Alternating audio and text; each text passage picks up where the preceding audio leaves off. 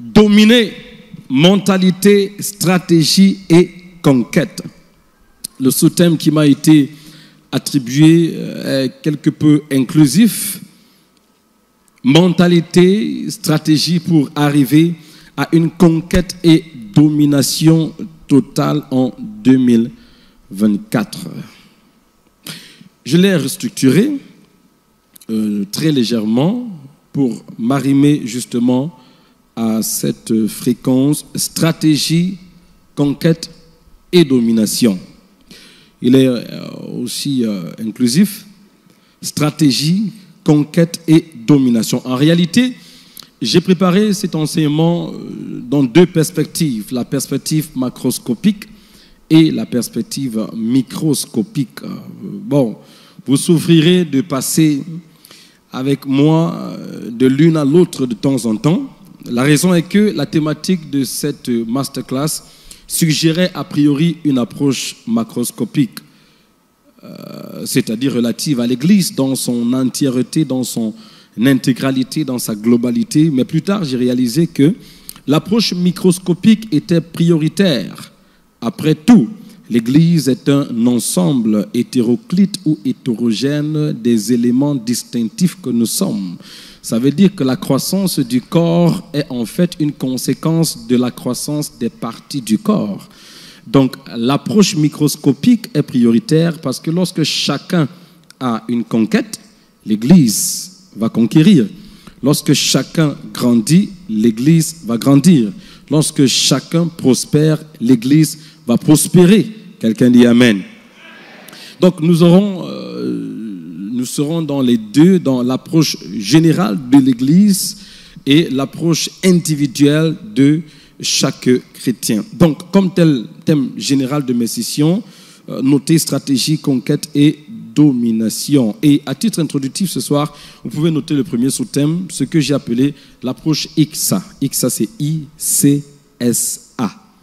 L'approche ICSA. I-C-S-A. C'est un acronyme ou une abréviation si vous voulez. Ésaïe chapitre 2, du verset 1 au verset 3. Nous allons en honneur à une très bonne tradition dans cette maison, tout en espérant qu'elle n'a pas encore changé. Nous lever pour la lecture de la parole de Dieu. Pasteur Dali est là déjà, toujours en poste. Amen. Est-ce qu'on peut acclamer le pasteur Dali Ismaël? Oh, mais s'il te plaît, acclame bien, acclame Jésus. Ah. Amen. Ésaïe chapitre 2, nous lirons les 3 premiers versets et ce passage sera au cœur de tous nos échanges tout au long de cette semaine. Amen. Prophétie d'Ésaïe, fils d'Amoth, sur Juda et Jérusalem. Il arrivera dans la suite des temps que la montagne de la maison de l'Éternel sera fondée sur le sommet des montagnes, qu'elle s'élèvera par-dessus les collines et que toutes les nations y afflueront. Des peuples s'y rendront en foule et diront: venez et montons à la montagne de l'Éternel, à la maison du Dieu de Jacob, afin qu'il nous enseigne ses voies et que nous marchions dans ses sentiers. Car de Sion sortira la loi et de Jérusalem la parole de l'Éternel. Amen. Amen. Asseyez-vous s'il vous plaît. Je parlerai à une église mature, à une église qui a déjà fêté 20 ans. Oh non, mais ton silence m'inquiète. Quand on a 5 ans, on a droit à un type de nourriture. Quand on a 10 ans, on a droit à un autre type de nourriture. À 15 ans, le type de nourriture change forcément. À 20 ans et plus, dans la plupart des pays, quand on entre dans la 21e année, on entre dans 2 types de majorité. On a traversé la majorité civile et la majorité pénale. Ça veut dire qu'on est déjà capable de répondre de ces actes dans tous les sens du terme. Sur le plan juridique, sur le plan spirituel, sur le plan culturel, sur le plan culturel et sur le plan même de l'occupation de l'espace, c'est-à-dire le plan géographique. Donc, ABMC, en anglais on dit « Answer your name », répondez à votre nom.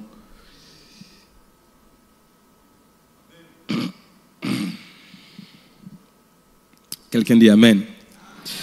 Alors, les sujets qui meublent nos conversations sont des indicateurs de nos plus profondes préoccupations.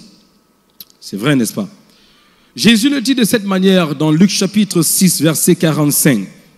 Il dit, l'homme bon tire de bonnes choses du bon trésor de son cœur, et le méchant tire de mauvaises choses de son mauvais trésor, car c'est de l'abondance du cœur que la bouche parle. L'Église ne parle pas, ou alors parle très peu, à regret, de la domination.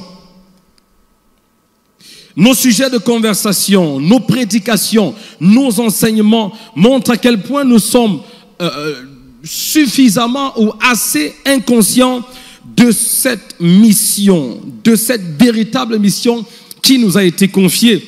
Une mission de conquête et une mission de domination.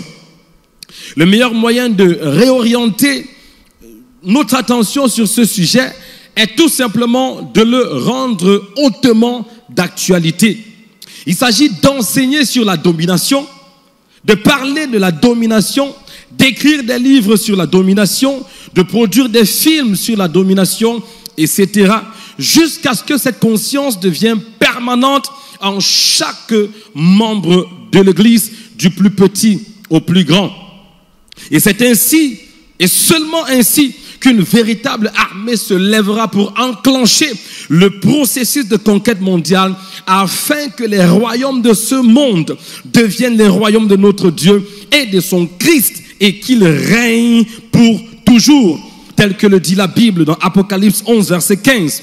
Apocalypse 11, verset 15, il dit, le 7e ange sonna de la trompette et il y eut dans le ciel de fortes voix qui disaient, le royaume du monde est remis à notre Seigneur et à son Christ, et il régnera au siècle des siècles. Quelqu'un me donne un bon amen. Vous savez, nous sommes dans une guerre qui devient de plus en plus rude. Et c'est la raison pour laquelle il est important, nécessaire et même indispensable d'opérer une migration. Nous vivons comme si nous n'étions pas en mission. Comme si cette vie était un essai et que la vraie vie viendrait plus tard dans la prochaine phase de l'aventure. La conquête n'est pas le résultat d'un simple désir. Nous devons l'approcher avec un esprit de guerre. De la même manière, la domination n'est pas le résultat d'un simple désir. Nous devons l'approcher avec un état d'esprit de guerre. Et c'est pourquoi nous devons opérer une migration. Que tout le monde dise avec moi une migration. Une migration de l'approche tactique à l'approche stratégique. Et ceci par une méthode que j'ai appelée l'approche ICSA. I-C-S-A. Il s'agit de 4 choses qu'il faut parfois changer lorsque vous faites face à une guerre rude. 4 choses.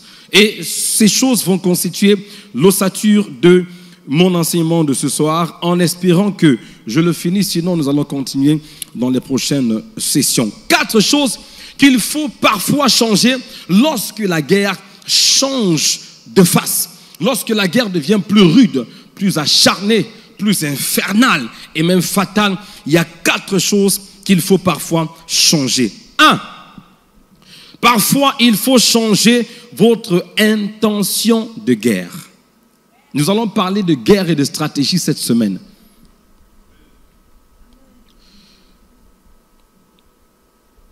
Parfois, il faut changer votre intention de guerre. L'intention de guerre est plus importante que l'action de guerre. Une guerre spirituelle avec la mauvaise intention est une guerre perdue d'avance. Une guerre politique avec la mauvaise intention est une guerre perdue d'avance. Une guerre économique avec la mauvaise intention est une guerre perdue d'avance. Et pour mieux comprendre la question de l'intention de guerre, il y a 5 questions que vous devez vous poser. Question numéro 1. Quelle est mon intention de guerre? Justement, la question qui renvoie à l'idée principale. Quelle est mon intention de guerre? Pourquoi est-ce que je me bats? Pourquoi est-ce que je lutte? Pourquoi est-ce que je combats? Nous courons à longueur de journée sans savoir parfois pourquoi nous courons. C'est vrai, n'est-ce pas? Il faut s'arrêter de temps en temps et se poser les bonnes questions. Parfois, vous savez, nos grandes victoires résident simplement dans le fait de se poser de petites questions. Parfois, nos grandes victoires résident tout simplement dans le fait de se poser de petites questions. Question numéro 2. Quelles sont les raisons pour lesquelles je livre les guerres que je livre? Question numéro 2. Quelles sont les raisons pour lesquelles je livre les guerres que je livre? Cette question vous permettra de savoir si vous combattez pour des raisons nobles ou pour des raisons ignobles. Vous êtes dans une guerre politique. Quelles en sont les raisons? Vous êtes dans une guerre économique. Quelles en sont les raisons? Vous êtes dans une guerre géopolitique. Quelles sont les raisons qui sous-tendent cette guerre? Vous êtes dans une guerre économique. Quelles sont les raisons? Vous êtes dans une guerre écologique ou même sociologique. Quelles sont les raisons de la guerre? Il faut s'arrêter et se poser la question, quelles sont les raisons pour lesquelles je livre les guerres que je livre? Troisième question. Ok? La com s'en sort un peu parce qu'apparemment ils avaient un souci avec ma présentation PowerPoint. Mais là j'ai l'impression qu'ils parviennent à s'en sortir. J'espère qu'on aura toute la projection pour faciliter la prise des notes. Pour ceux qui le font, c'est important de le faire. Écrire sur du papier ou sur une tablette, c'est écrire dans son esprit. Donc c'est important si vous pouvez le faire. Quelqu'un dit Amen. Question numéro 3. À qui profitent mes guerres? À qui profitent mes guerres? Livrer une guerre sans savoir à qui elle profite, c'est confier son avenir à l'incertitude. Livrer une guerre sans savoir à qui elle profite, c'est confier sa vie à l'incertitude.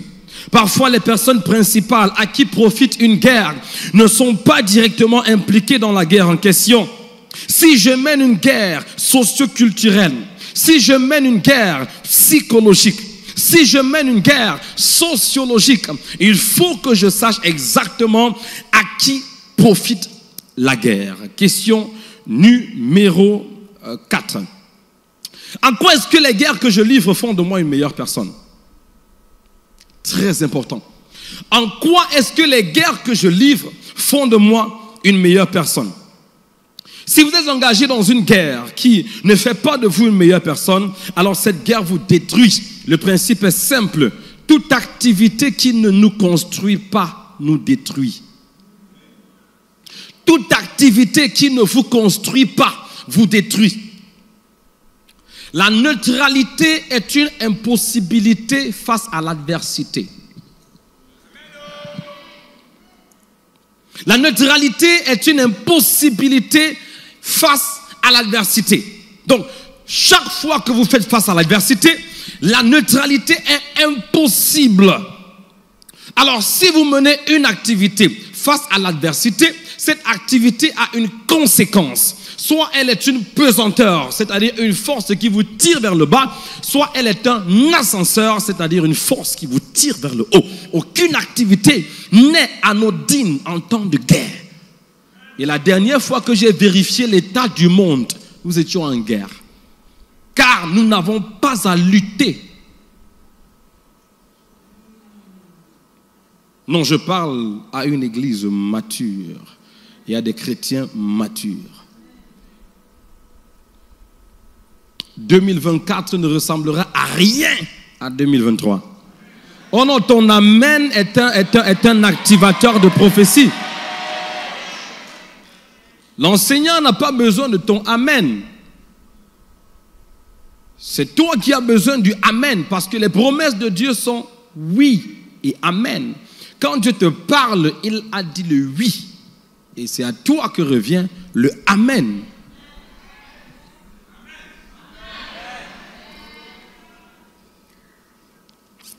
Est-ce que quelqu'un est béni? Nous ne sommes qu'en train d'introduire. Donc, cinquième question et la dernière question à se poser. Nous sommes encore dans la première chose qu'il faut parfois changer quand la guerre devient rude. La première chose, c'est quoi? La première chose, c'est quoi? L'intention de guerre. Et de quoi s'agit-il? Ces questions vous permettent d'avoir une analyse panoramique, une vue globale de ce que c'est que l'intention de guerre et comment la changer en cas de nécessité. Quelqu'un dit Amen. Question numéro 5. Oh super, oh super. Oh, merci la com, ça c'est plutôt intéressant. Ils font un beau travail. Question numéro 5. Qui héritera des résultats de mes guerres? My God. Qui héritera des résultats ou des retombées de mes guerres? Autrement dit, si je gagne cette guerre, qui héritera des victoires? Et si je la perds, qui en subira les conséquences ou les pertes? Il y a des guerres que vous commencez et que vous ne finissez pas et dont vos enfants en subiront les conséquences. Autant mieux ne pas les engager. C'est dans ce contexte que le prophète disait dans Ézéchiel 18, verset 2. Ézéchiel 18, verset 2. Pourquoi dites-vous ce proverbe dans le pays d'Israël? Les pères ont mangé des raisins verts et les dents des enfants en ont été agacées. Où est le problème? Si les pères ont mangé des raisins verts, ça veut dire qu'il y avait un problème. Et le problème évident, quand on mange des raisins verts, c'est qu'il y avait la famine. Alors il y avait un problème. Et les pères ont engagé la recherche des solutions au problème. Et ne pouvant pas trouver une solution, ils ont plutôt trouvé une solution qui a fini par se métamorphoser en problème. Parce qu'en consommant des raisins verts, est-ce qu'on peut acclamer notre papa qui ont... Bienvenue papa. Célèbre Jésus s'il te plaît.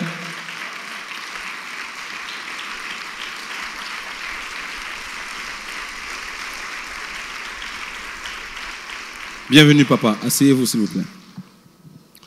Alors, Ézéchiel 18, 2, pourquoi dites-vous dans ce proverbe dans le pays, les parents ont mangé des raisins verts et les dents des enfants ont été agacées.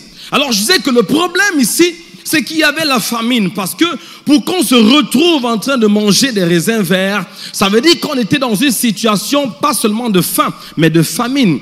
Et vous connaissez la différence entre la faim et la famine.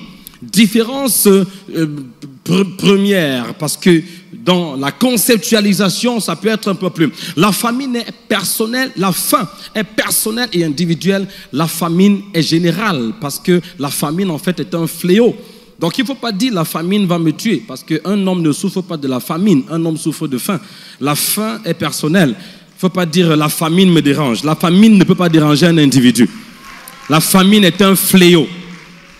Et un individu ne peut pas souffrir d'un fléau, parce qu'un fléau est, par définition, une situation générale qui affecte une partie de la population sur le plan géographique, géopolitique, psychologique ou socio-culturel, et j'en passe.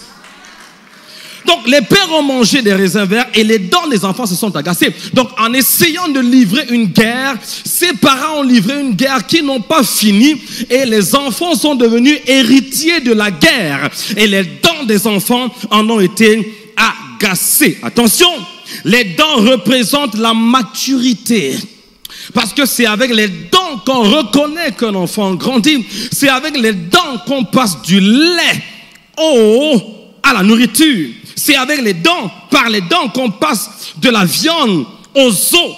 Et il dit, les parents ont mangé les raisins verts, mais ce sont les dents des enfants qui ont été agacées. Ça veut dire qu'il y a des batailles que vous pouvez engager et que vous ne finissez pas avant de partir, et la génération d'après hérite de ces batailles parce que vous les avez tout simplement provoquées, mais vous ne les avez pas livrées jusqu'à la fin. Alors il est important de se poser cette cinquième question dans le changement de l'intention de guerre: qui héritera de mes guerres? Si je finis par remporter la victoire, qui héritera des victoires? Mais si je ne remporte pas la victoire de cette guerre, qui subira les conséquences de la guerre? Souvenez-vous, dans le livre d'Apocalypse, lorsque le dragon se rend compte qu'il ne peut pas vaincre la femme, la Bible dit il alla combattre sa postérité. Apocalypse chapitre 12, versets 16 et 17. Que quelqu'un m'écoute attentivement ce soir, Apocalypse chapitre 12, versets 16 à 17. Et la terre secourut la femme, et la terre ouvrit sa bouche et engloutit le fleuve, et le dragon avait lancé de sa bouche. Et le dragon fut irrité contre la femme. Et il s'en alla faire la guerre au reste de sa postérité, à ceux qui gardent les commandements de Dieu et qui ont le témoignage de Jésus. La question c'est, qui héritera des résultats de mes guerres? Alors, cette question est capitale dans toute guerre. Même si vous n'êtes pas sûr de finir une guerre, avant de la commencer, soyez certain que vous n'êtes posé par vos enfants ou la prochaine génération à une guerre qu'ils ne peuvent pas continuer. Pensez aux guerres familiales. Le temps me manquerait pour aller dans l'explicitation de tout ceci. Le jeu se trouve dans l'intention de guerre. Alors, pourquoi est-ce que cette cinquième question est pertinente? La pertinence de cette question se trouve dans l'impact que sa réponse a sur votre niveau d'engagement. C'est-à-dire, en vous posant la question de savoir qui héritera des retombées de mes guerres, vous vous rendez compte qu'en cas de défaite, vos enfants paieront le prix. Et lorsque vous vous rendez compte qu'ils paieront le prix de votre défaite dans cette guerre, votre engagement pour remporter la victoire se reverra à la hausse. Par exemple, vous remarquez que des événements mystiques se produisent dans votre famille selon une certaine périodicité. Et ces événements paralysent les finances, affectent les mariages, ralentissent les activités, quelles qu'elles soient, de la famille. Alors vous décidez de mener une guerre acharnée contre les forces spirituelles qui en sont responsables. À ce moment, vous posez la question de savoir qui héritera des résultats de cette guerre. Et lorsque vous rencontrez, vous vous rendez compte que, en l'engageant sans la remporter, ces forces s'attaqueront à vos enfants lorsque vous serez partis, en essayant de leur faire payer le prix des destructions que vous leur aurez causées de votre vivant. Forcément, votre niveau d'engagement dans la guerre sera revu à la hausse. Le sens de la responsabilité vous poussera à redoubler d'efforts dans la bataille afin de remporter cette guerre, ou au moins de la livrer jusqu'au point de positionner la prochaine génération pour une victoire certaine. Alors voici la sagesse. Autant mieux passer votre vie à préparer vos enfants à la guerre que de faire d'eux des héritiers d'une guerre à laquelle ils n'ont pas été préparés. Ceci n'est donc pas un encouragement à l'apathie et à l'inaction, mais plutôt un appel à l'engagement total et à l'action radicale. Donc il ne s'agit pas de s'asseoir et abandonner avant d'avoir commencé. Non, plutôt, il s'agit de se lever, de livrer la guerre sans s'arrêter jusqu'à la victoire totale. Est-ce que je parle à ABMCI ce soir? Souvenez-vous que quand le dragon ne réussit pas à détruire la femme, il se tourne vers sa postérité. Apocalypse 12, 13 à 17. Donc, soit vous détruisez le dragon, soit vous l'affaiblissez suffisamment pour que la prochaine génération puisse tout simplement l'achever et remporter la victoire pour tous. Alors ne restez pas là à regarder l'ennemi régner dans votre famille. Non, faites quelque chose. Mais seulement, soyez sûr que lorsque vous engagez une bataille, vous mettez tous les efforts nécessaires pour la livrer jusqu'à remporter la victoire. Sinon, vous aurez laissé des batailles pour vos enfants, des batailles pour une génération auxquelles ils n'ont pas été préparés. Et lorsqu'ils n'ont pas été préparés pour des batailles, ils ont déjà perdu avant même d'avoir commencé. Vous avez condamné leur destinée à une défaite certaine. Autant mieux les laisser, parce que demain, lorsqu'ils auront la révélation de la bataille et la révélation des armes nécessaires pour la livrer, ils pourront se lever avec leur engagement personnel et livrer une bataille pour laquelle ils ont été préparés. Je parle à l'église. Alors, il est temps de conquérir, et pour ce faire, il faut parfois changer l'intention de guerre. Deuxième chose qu'il faut parfois changer, j'ai dit qu'il y a 4.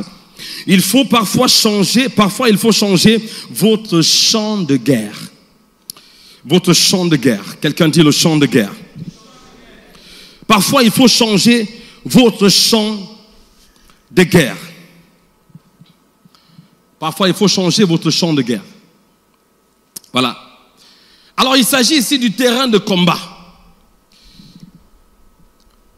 Le changement du champ de guerre peut apporter un changement dans l'allure de la guerre. C'est le principe que Dieu a utilisé dans le livre d'Apocalypse lorsque le dragon combattait la femme. Nous sommes encore dans Apocalypse, chapitre 12, verset 6. Apocalypse, chapitre 12, verset 6. Et la femme s'enfuit dans le désert où elle avait un lieu préparé par Dieu. Préparé par qui? La femme fit quoi? La femme fit quoi? La femme fit quoi? Un seul mot. La femme fit quoi? Oh, vous ne l'avez pas à l'écran, ok, dans vos Bibles. La femme fit quoi? Vous avez peur de dire s'enfuit, mais elle s'est enfuie. Dis à ton voisin, fuis d'abord. C'est pourquoi tu ne veux pas dire s'enfuir? Ça te gêne. Comment elle s'est enfuie? Mais c'est quoi cette histoire qu'elle fuit? Dis quand même, c'est écrit dans la Bible. C'est pas Bishop qui a écrit ça. Dis la femme s'enfuit. Oh mais s'il te plaît, parle comme un champion. Dis la femme s'enfuit. Alors la Bible dit la femme s'enfuit dans le désert où elle avait un lieu préparé par qui? Donc il a fait fuir. Très bien. Alors Dieu dans sa toute puissance omnipotent a changé le terrain de combat en transportant la femme au désert lorsqu'il s'est rendu compte que l'ennemi était féroce. Garde d'abord ta pierre, ne me lapide pas encore. Ce n'est pas parce que Dieu n'avait pas suffisamment de puissance, c'était un choix stratégique. Remarquez entre parenthèses qu'à cet effet que dans le même chapitre, il nous est dit qu'il y eut une guerre au ciel. Au verset 7 à 9. Il y eut une guerre dans le ciel. Michel et ses anges combattirent contre le dragon. Et le dragon et ses anges combattirent. Mais ils ne furent pas les plus forts. Et leur place ne fut plus trouvée dans le ciel. Et il fut précipité. Le grand dragon, le serpent ancien, appelé le diable et Satan, celui qui séduit toute la terre. Et ses anges furent précipités avec lui. Voici une histoire qui est mise en sandwich dans une autre.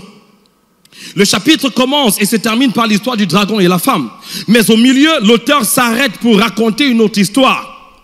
Il faut noter que l'histoire de la femme et du dragon, suivez-moi attentivement, pouvait être comprise sans l'histoire de la guerre au ciel.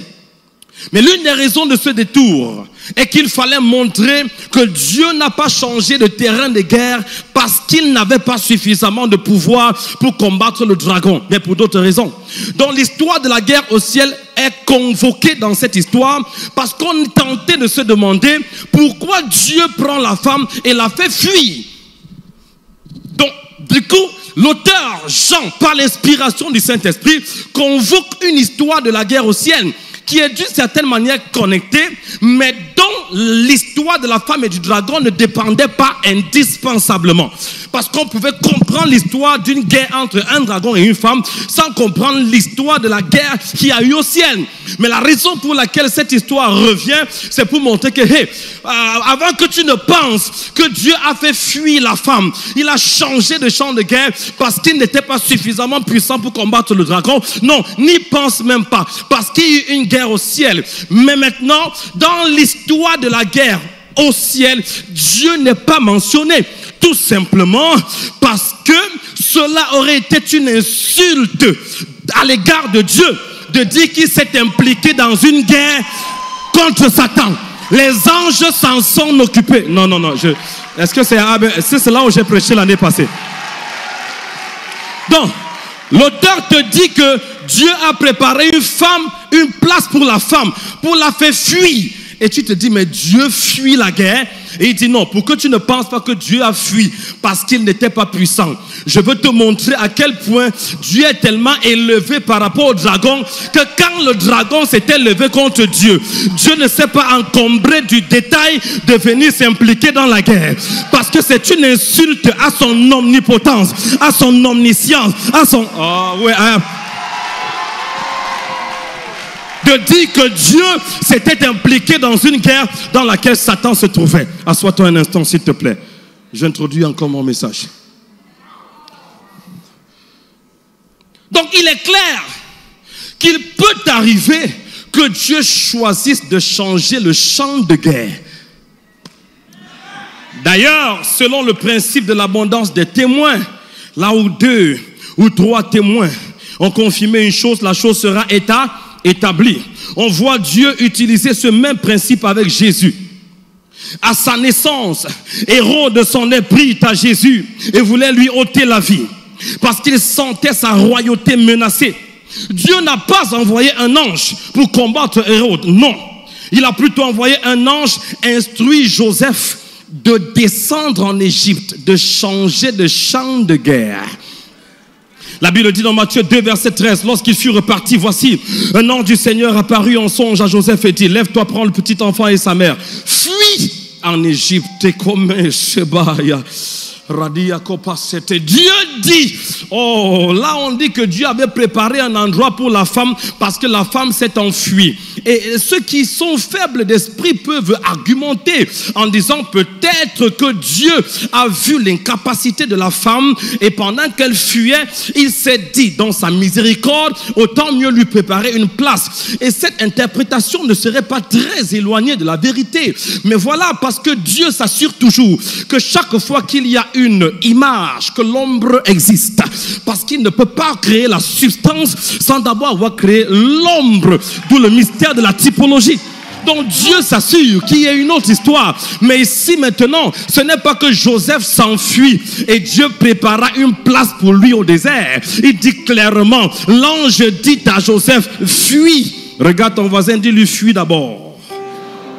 C'est le thème d'un autre message.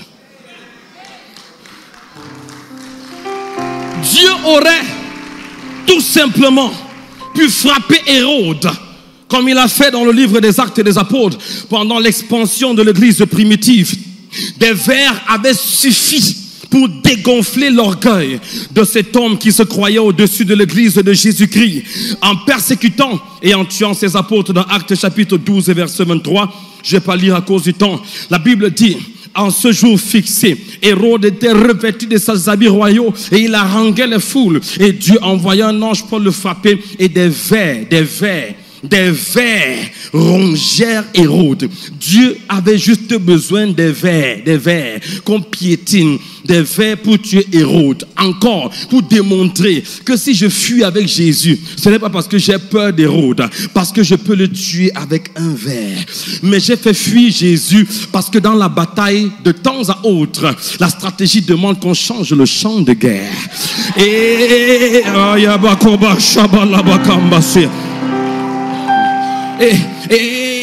Et d'ailleurs, c'était une image parce que Dieu choisit ici, dans le cas de Jésus, le principe du changement de champ de bataille parce qu'il veut en même temps illustrer l'intégralité, la totalité, l'entièreté de l'histoire du salut. C'était une image, une métaphore, une typologie. De la même manière que Christ est né en Israël, sur la terre sainte, et il est parti de la terre sainte pour l'Égypte, le pays d'esclavage, et Dieu l'a ensuite ramené dans la terre sainte pour l'y établir. Nous aussi avons été créés dans la présence de Dieu. Le péché nous a fait quitter la présence de Dieu pour l'esclavage. Et plus tard, Dieu nous a sauvés et nous a ramenés dans sa présence. Donc Dieu utilise le changement de champ de bataille, non seulement parce que c'est une stratégie de guerre, mais aussi parce qu'il veut illustrer l'histoire du salut, en montrant de la même façon que Christ est né dans la terre sainte et allé en Égypte dans l'esclavage et ensuite est revenu. Nous sommes nés, créés dans la présence de Dieu. Nous sommes allés dans le péché, mais par l'amour de Christ, nous sommes revenus. C'était donc une illustration de l'histoire du salut. Donc Dieu peut utiliser une technique, une stratégie, une tactique de guerre, non seulement pour la nécessité de ce que la stratégie représente, mais aussi pour illustrer les vérités qu'il veut véhiculer. Et si Dieu, dans sa toute-puissance, peut parfois changer le champ de guerre, qui sommes-nous pour ne pas en faire autant en cas de nécessité? Donc parfois même devant l'adversaire, devant lequel on a une supériorité visible, il faut parfois changer de champ de guerre. Maintenant, il faut préciser que parfois lorsque la bataille devient très rude, très acharnée, vous ressentez qu'il faut effectuer un changement radical. Mais malheureusement, dans la plupart des cas, nous ne faisons pas le bon changement. Nous ressentons la nécessité d'opérer un changement, mais nous n'opérons pas le bon changement. Au lieu de changer de champ de guerre, nous changeons de camp de guerre. Oh.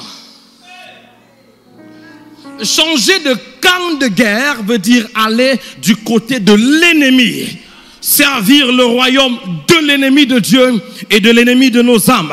Alors que changer de champ de guerre signifie tout simplement aller sur un autre terrain de bataille où l'ennemi sera plus facilement vaincu, comme Dieu l'a fait avec la femme et comme il l'a fait avec Jésus. Alors dis à ton voisin de ma part, ne change pas de camp de guerre, change de champ de guerre.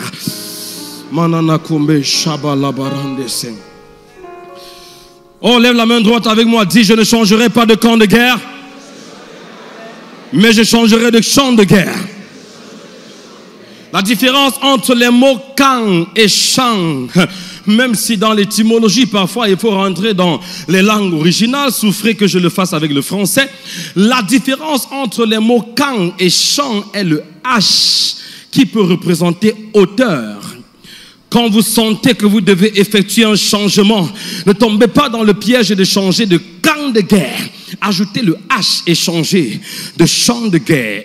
Hauteur, prenez de la hauteur, montez tout simplement spirituellement, montez émotionnellement, montez intellectuellement, parce qu'en restant en bas, l'ennemi vous prend facilement pour cible et il peut réussir à vous faire changer de camp de guerre. Je vous pose une question rhétorique. Combien de professionnels chrétiens ont changé de camp de guerre au lieu de changer de champ de guerre? Combien de musiciens chrétiens, combien d'artistes chrétiens, combien d'ingénieurs chrétiens, d'avocats chrétiens, de vendeurs, de commerçants, d'hommes d'affaires, d'entrepreneurs chrétiens, en ressentant que la guerre était devenue rude, l'ascension avait expérimenté une stagnation et ils ressentaient qu'il y a un changement qui doit s'opérer. Ils se sont retrouvés en train de changer de camp de guerre parce qu'ils ne savaient pas que le changement n'est pas au niveau du camp, mais au niveau du champ. Alors parfois, lorsque vous ressentez, vous êtes sous pression, la meilleure manière de réussir à surmonter la tentation de changer de champ de guerre, camp de guerre, c'est justement de changer rapidement votre champ de guerre. Est-ce que je peux parler à quelqu'un? Amenez l'ennemi là où il ne peut pas vous vaincre. Mettez l'ennemi là où son pouvoir est neutralisé. Parlant de la femme, écoutez attentivement. Dieu l'a amenée dans le désert parce que Dieu savait que les puissances des ténèbres opèrent plus difficilement dans le désert parce qu'elles n'ont aucun accès à un vaisseau humain. Ce sont les vaisseaux humains qui donnent la légitimité naturelle aux forces spirituelles d'opérer dans la dimension naturelle. Aucun esprit n'a la légitimité d'opérer dans le règne naturel sans un vaisseau humain. Et je vais te choquer, garde tes cailloux, y compris Dieu.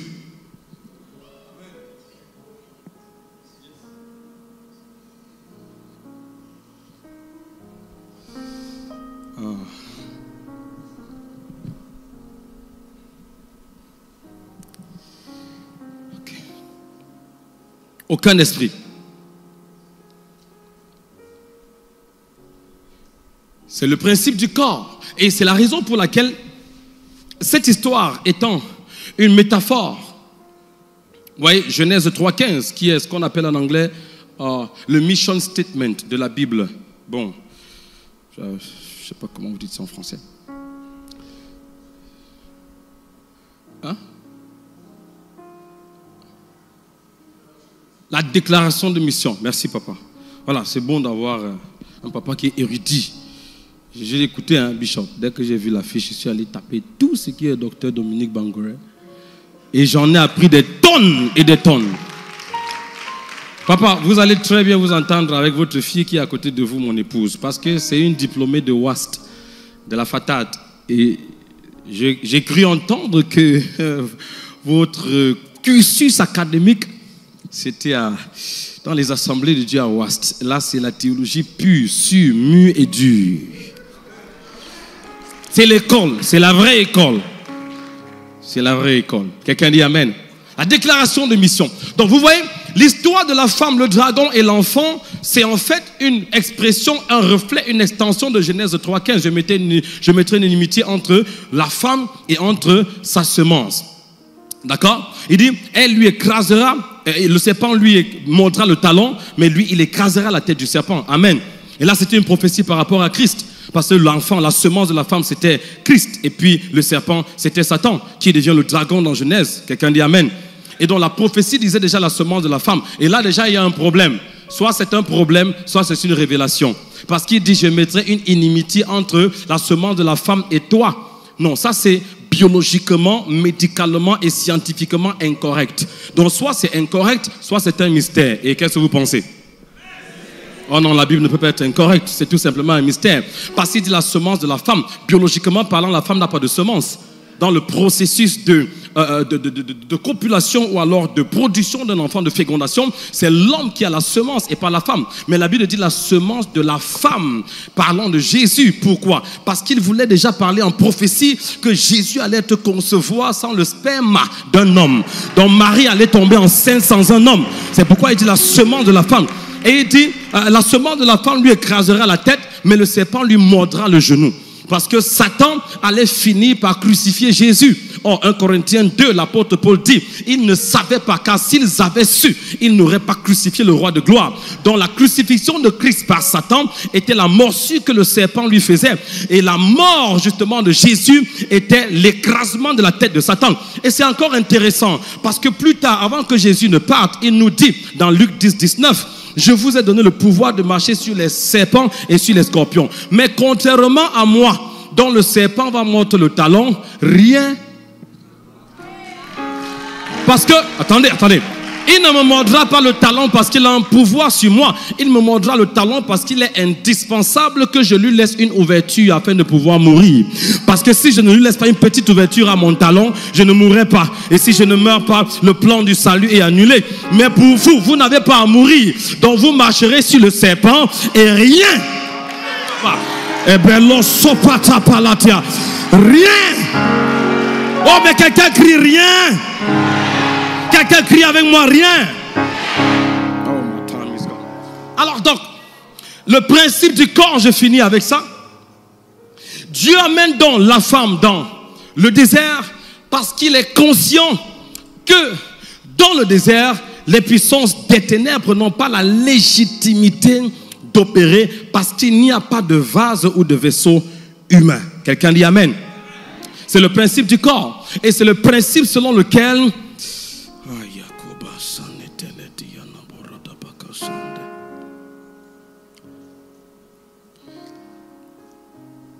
je suis entre expliquer et m'arrêter. Je vais m'arrêter. On va continuer demain. Quelqu'un dit Amen, tiens-toi sur tes pieds. Non, mon temps est fini. Papa doit prêcher et puis on va donner le temps. Tiens-toi sur tes pieds, non, on va finir. C'est comment? Lève les mains vers le ciel et prie juste une minute. On va continuer demain par la grâce de Dieu. Quelqu'un dit Amen. Donc il est temps de changer l'intention de guerre. Il est temps de changer le champ de guerre. Quelqu'un dit avec moi le champ de guerre. Demain, je vais continuer à partir de là, par la grâce de Dieu, avec le champ de guerre, avant d'entrer dans les deux autres points qu'il faut changer. Et puis, on va continuer à partir de là. Fais une courte prière. Seigneur, donne-moi la grâce, donne-moi l'intelligence de savoir quels sont les changements à opérer lorsque la guerre devient rude.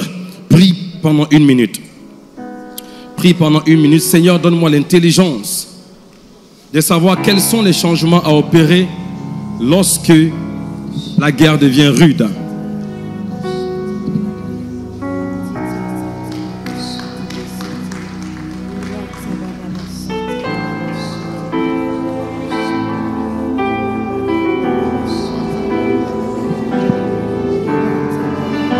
Lève la main, parle à Jésus par rapport à cette parole. Alléluia. Dans cette saison, Dieu est sur le point de te faire expérimenter quelque chose de nouveau. Alléluia. Est-ce qu'on peut lever les mains? Est-ce qu'on peut prier?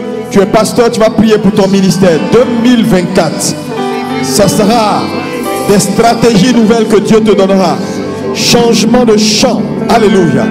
Les brakata paramasakada baba baba baba sakaya baba. Les brosakalada baba baba baba redebo sikalabaya. Je veux que tu pries pour ta vie. Je veux que tu pries pour ton ministère. Que tu pries pour ton église. Maintenant, déclare que Dieu te donne la révélation de nouveaux champs de guerre. Le problème qui t'a arrêté, le problème qui a été une montagne devant toi ne le sera plus au nom de Jésus.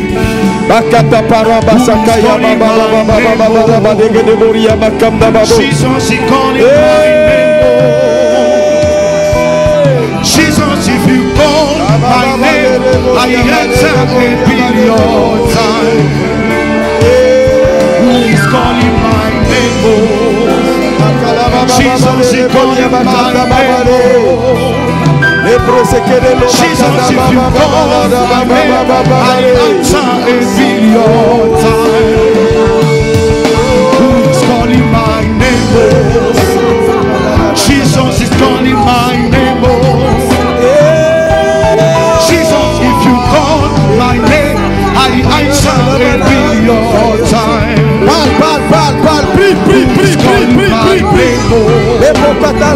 Jesus is calling my name. Hey, Jesus, if you call my name, I answer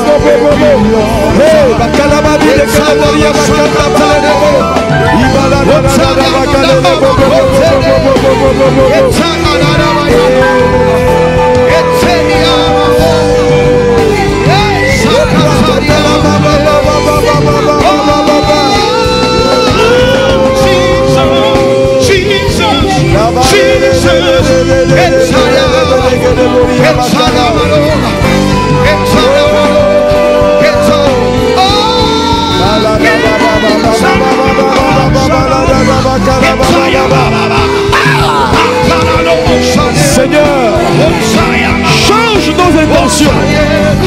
Donne-nous également, Seigneur, d'être stratégique pour les changements de champ de guerre. Les bakata parole, Jesus, if you call my name, I answer every your time. Who is calling my name? Oh, Jesus is calling my name. Oh, Jesus, if you call my name, I answer every your time. Who is calling my name? Oh, Jesus is calling my name. Oh, Jesus, if you call my name, I answer every your. Who is calling my name? Jesus is calling my name. Jesus, if you call my name, I answer every your time. Alléluia. Lève la main droite vers le ciel. Il y a quelqu'un dans cette salle, je veux te dire, ta limite est liée au fait qu'à un moment donné, tu n'as pas su capter dans les pensées de Dieu la stratégie nécessaire pour passer l'obstacle qui t'a arrêté. Changer de champ de guerre est essentiel pour des victoires. Parce que vous savez, 2 minutes avant qu'on ne prie, toute personne qui est destinée à dominer, à être une icône, à être une référence dans sa génération, à ce qu'on appelle contrôle des champs de pouvoir et un territoire. Parce qu'il n'y a aucune domination qui ne prend pas en compte un territoire. Parce que la domination va toujours avec la juridiction. Par exemple, ici en Côte d'Ivoire, Le président de la République a pouvoir parce qu'il est sur son territoire. Mais s'il va au Ghana, dès qu'il change de territoire, s'il lève le bras pour dire à un policier viens, ils ne vont pas l'écouter. Parce que le pouvoir va avec le territoire. Donc, il y a des victoires. Vous serez face à des adversités. Il faut juste un changement de territoire. Jésus prie pour un aveugle dans un village. Il se rend compte que non, l'atmosphère est verrouillée. Il faut changer stratégiquement de territoire. Frères et sœurs, ce qui a été dit est très profond. Très, très profond. Si tu saisis cette parole, ton ministère est sur le point de basculer dans le surnaturel.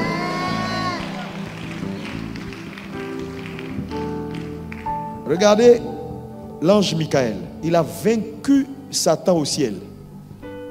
Mais quand il s'agissait de prendre le corps de Moïse, quand Satan s'est opposé, il n'a pas pu vaincre Satan. Pourquoi? Parce qu'il était en dehors de sa juridiction. Il a simplement dit que l'Éternel te réprimande. Le même diable qu'il a vaincu dans sa juridiction, hors juridiction, il n'a pas été capable de le vaincre.